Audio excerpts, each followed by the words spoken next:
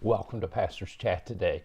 We're finishing Luke chapter 14, looking at verses 25 through 35. And today we're going to talk about counting the cost for discipleship, to be a disciple of Jesus Christ. You know, Jesus has been in the house of a Pharisee in this chapter, and he's dealt with several issues of pride. He's dealt with hypocrisy. He's dealt with what it really means to be a true follower of Jesus Christ. And here he is making it very clear about discipleship. Jesus, it says in verse 25, now great multitudes went with him, and he turned and said to them. And so Jesus has been in the house of this Pharisee. Now he's leaving, but there's great multitudes outside the door waiting for him, and they're following him. And he turns and says to them, if anyone comes to me and does not hate his father and mother, wife and children, brothers and sisters, yes, and his own life also, he cannot be my disciple. I love the way Oswald Chambers puts it. The only right that we have is the right to give up the right to ourselves. When we really find out what true humility is, and that is thinking nothing of ourselves as we decide to follow Jesus. I love that old song, I have decided to follow Jesus.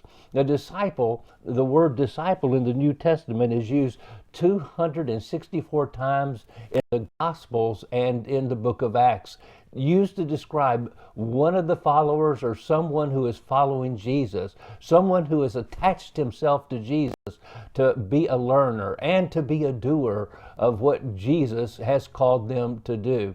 My friend, today, Jesus is not looking for quantity, the multitudes. He sees this crowd all excited, and brother, he throws some water on their following him. He says, now listen, if you really want to follow me, this is what it will cost you. And he goes on to say, you have to love me so much that your love for your family, your children, your husband, your wife, it pales in comparison. He's not saying hate in the sense that we understand the word hate. He's talking about a love that is so fantastic, there's nothing that compares to it, the love for Christ and the love for God.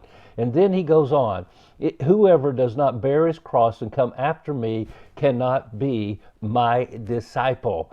Jesus is not asking us to bear his cross. No one can bear his cross, but we will bear a cross. There is a price to pay. For which of you, intending to build a tower, does not sit down first and count the cost, whether he has enough to finish it, lest after he's laid the foundation and is not able to finish, all who see it begin to mock him, saying, this man began to build and was not able to finish?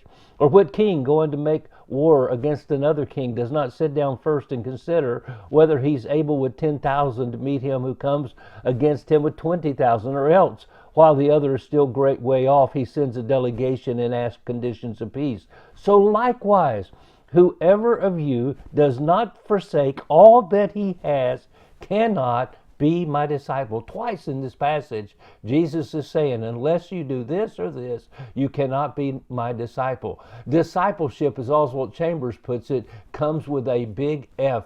He doesn't compel you to become a disciple. Salvation is for all. Discipleship is for a few.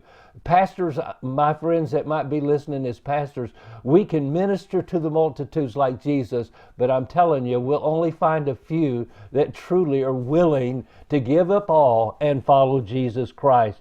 And so he says in verse 34, salt is good, but if the salt has lost its flavor, how shall it be seasoned? It's neither fit for the land nor for the dunghill, but men throw it out. He who has ears to hear, let him hear. And so this is very important.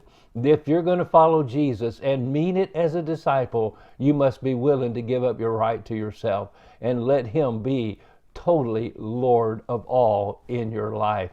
Wow, Jesus makes it very clear. Discipleship comes with a cost. Salvation is free. Discipleship costs you everything.